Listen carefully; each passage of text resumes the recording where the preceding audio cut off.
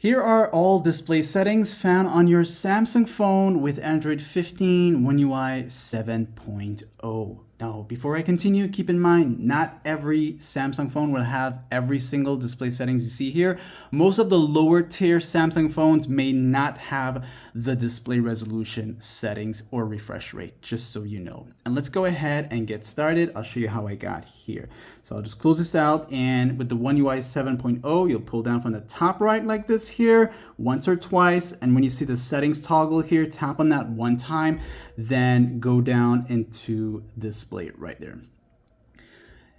Now we got light and dark to start things off. So light mode is this, dark mode gives you this right here. Now in dark mode, you can choose the different types of settings, such as a schedule option where you can have it go turn on from sunset to sunrise, or a custom schedule that will allow you to have it turn on at a specific time and at an end at a specific time of the day. Okay, and it depends on what you choose it, and it has to be a scheduled option here. Okay, now when I come out of here, you have that here. These other options, once again, to switch between them any given time. You can also access dark mode by tapping on this moon icon right here. This will allow you to turn it on and off from there at any given time that you want. Next up, we got the brightness here. This brightness here, of course, to adjust the brightness of your display. And same, it can be found either in the top bar here, this right here, as I'm holding it. All right, and these three dots, when you tap on it, you have the option to go into adaptive brightness if you want to. All right, so that's just one of the ways of accessing this here, which is this adaptive brightness here. When you turn this on, you won't have access to the extra dim or brightness light here, because adaptive basically changes the brightness of your screen depending on if you're in an area with so much light or very dark, it will get dim. All right, and you can turn it off and on and off from any time here. All right, extra brightness gives you that super extra bright light, which I would recommend using only if you're in the outdoors area where it's sunlight and it's harder to see your display, as well as it will use up some more battery life as it states. Next up, the refresh rate, or also known as motion smoothness. Now, once you're here now, it will most likely be set to the 120 if you have a flagship phone or one of those higher end mid-range phones, such as the Galaxy A55 or the A56, and you'll have 120 at default. Now, 120 doesn't mean every app will run at 120. You also have to look at compatibility. Also, 120 will use up some more battery life, just so you know. The standard now is going to set everything to just 60 hertz. And if you don't care for all that fancy motion smoothness, high refresh rate, and you want to save your battery life, then just leave it at 60. You should be good to go or okay. And you can change that at any given time you decide to do that. Extra comfort shield. This was once known as blue eye comfort or blue shield or blue light filter. Many names for it, but now it's eye comfort shield. You can turn it on and off from here with this switch like this here, or in the quick access, you can look for it, pull this down here. It can be available in one of these here. And if it's not there, you can add it as a quick access toggle. So it's this one here, the eye comfort shield. Also, a single tap will turn it on and off, or a long press will take you into the main settings of the eye comfort shield. So as we choose to go into the main settings of the eye comfort shield, when you turn it on, you'll notice how the display does have that sort of yellowish tint now. Adaptive is just going to go based on your usage, where you are, and of course it'll just go to the different colors depending on the time of the day. Going into the custom mode here will, one, let you set it to turn on and off at any given time based on a custom schedule or sunset to sunrise. So if you like to use this feature only in the nighttime, then you could just set it from a PM to a PM and press done, and the blue light filter will come on when you reach that timed scheduled setup for yourself. And of course, you can also turn it off even though you have the schedule turned on at the moment. All right. Now with the custom here, you can also choose the temperature. Bringing it to the far right will give you this, and bringing it to the far left will give you this here. So the far right is the stronger filter. And if you're a heavy user at night with your lights off and you want to save your eyes, I would recommend having this on as high as possible, okay? And if you turn this on and off, it will return back to the actual temperature, but going to the automatic will just go based on what you want. So it would be wise to use the custom And then you can just come back and change it back to how you want it to be. It's totally up to you, by the way, all right?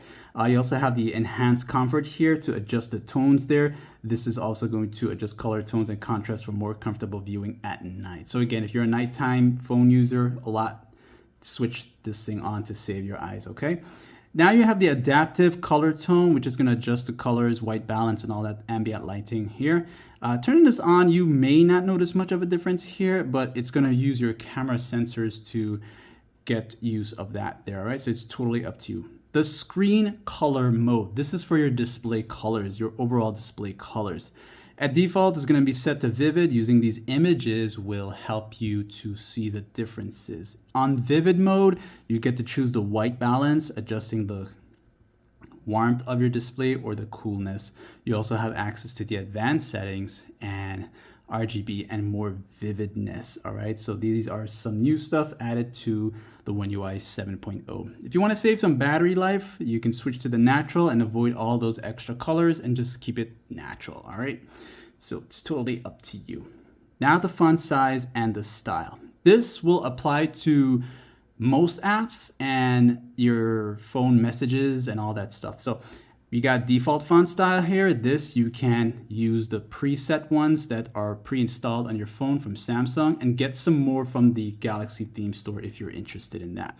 Bold font off looks like this, on looks like this, all right? And then the font size here, you can see how it increases and decreases. And of course, you just adjust it to how much you need to see, all right? Screen zoom, this is not a temporary magnifier. The screen zoom is your full-on permanent zoom, all right? So it doesn't stay like that forever unless you change it, just so you know. So if I want it to be super small, I'll have it look like this. And they give you a preview, like if you're reading your messages, it's gonna look like this here. So you got this, that, and then the biggest will look like this here, okay? So this is different from the magnification settings of the accessibility settings, just so you know. Now, other than all this here, the screen resolution here, this is different. This screen resolution, why I'm saying this, it's because not every Samsung phone will have this. And mostly flagship tier phones will have the screen resolution. So if you have like maybe an S20, 21, or 23, 24 to 25, the Ultras, those will have the screen resolution options. Now, screen resolution, basically you got HD, Full HD, Quad HD. HD will have basic visuals and the least amount of battery use. Then Full HD is just moderate battery usage with probably the best you can have. And Quad HD, whereas it may not apply for every app you use, it uses up the most battery life, but the sharpest visuals, okay? So if you wanna go sharp on your viewing of videos and images, for the most part, you can change it for the meantime and come back and set it to Full HD. Camera cutout. This may not be for everyone and no one really cares about this for the most part, but for those of you who want a black bar appearing to the status bar area here, when you're using your apps, you can switch that like that. And for example, the calculator, I set that here to hide the camera cutout. So when I go into my calculator app, as soon as I can find it, maybe I might have hid it somewhere. I don't know where I hid this thing here. All right, there it is. I found it. It was hidden in the hidden apps feature I use. All right, so you can see here, the top area here has a black bar. And normally if you didn't hide it, I'll show you here, show camera cutout here. You can see it would have the camera cutout. And that's basically what that setting does. And it doesn't work for every app. It depends on the compatibility. Screen timeout. This is when you are not touching your phone or interacting with your phone and you leave your phone there. It will take about 2 minutes for it to go into the lock screen mode. So if you have it for 15 seconds, in 15 seconds, your phone will enter into the screen timeout and go into the lock screen mode. You got keep screen on while viewing. So if you wanna view your phone, let's say you're not watching a video, usually this won't activate unless if you're watching a video or touching your display. But if you're just reading something online, it will go into the screen timeout. However, if you turn this on, that's going to use the camera sensors from the front and detect that you're actually viewing something on your phone, even though you're not touching the display, and it's gonna stay on. It won't enter the timeout unless you look away from it. So it's up to you to make that decision. Now, as I come out of here, we got easy mode. Easy mode, I thought would have been in the home screen settings, but it's not. Easy mode basically just makes everything look larger, icons are bigger and easier to read. So when you turn this on, I'll show you here, you see how these apps look? Everything looks like this, small.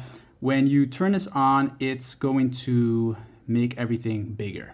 So you see how that is? It's gonna get bigger and all that crazy stuff. You can go here and everything is going to be super, super big. And you'll just have to come back here and disable it if you don't like it. I did a separate tutorial on that. Check that out. Edge panels, I'm not going to go into details with that one there, but if you go into it, when you tap on it like this here, let me just pull this away from the view here. If I turn this on, basically you'll notice a tab that's going to appear here.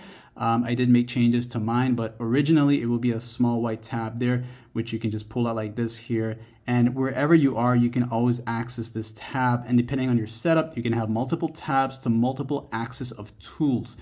I did a separate tutorial on that, as it's going to take a while to explain all this, but this is where you would go to turn this on and off. The navigation bar system. Okay, so for some of us, we prefer the 3 buttons, which is these down here, and we have the more options here for the 3 buttons where we can switch, mirror them, and we also have the holding of the home button to do that little Google search thing for us. If we prefer the swiping gestures, there's going to be this little tab bar down here. You can see that, and then to go back would be like this, holding it like that would be in your recent view mode, all that stuff. So if you want those gestures, that's where you would go. And for some reason, no matter how much I have a Samsung, I just love the navigation bars. I'm just so used to them. Accidental touch protection. This is known as mistouch prevention or even pocket mode on other Android phones. And what this does, if you are keeping your phone in a bag and it's in a lock screen mode with a lock screen security setup, usually you might accidentally press the fingerprint sensor or you might accidentally try to unlock your phone. And to prevent that from happening, this will kick in. It will detect whether it's actually your fingers that's trying to unlock it or something else. And you'll notice that little circle with a lock icon that you're gonna have to slide up to unlock it to come out of that mode. I would recommend having this on, especially if you have this security setting where if you have multiple attempts, it will reset your phone. You don't want that happening, okay? Touch sensitivity. This is gonna be great if you just applied a thick screen protector and you notice now you have a hard time pressing on your display. This is gonna help with this sensitivity. So it's gonna increase the sensors to, feel those fingertips of yours. So it's up to you to do that. And finally, not the last one, but the show charging information. Some of these settings, I don't know why they're there, but they are there in the display settings. Show charging information. So if your always on is off or not, it will show, like if you plug your phone to charge and it's in a lock screen state, usually it will appear like somewhere down here and it's gonna show how much before it finished charging. So it's gonna show whether you have your lock screen set up with the always on display or not. And then the screensaver.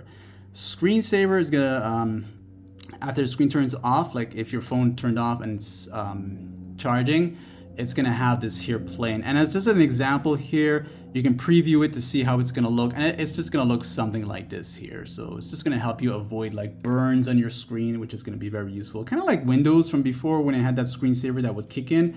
That's basically it. And that's it for all the display settings here. I can also look into the visual enhancements as a separate video tutorial so you have an idea of other extra display settings. And that's that. Like and sub.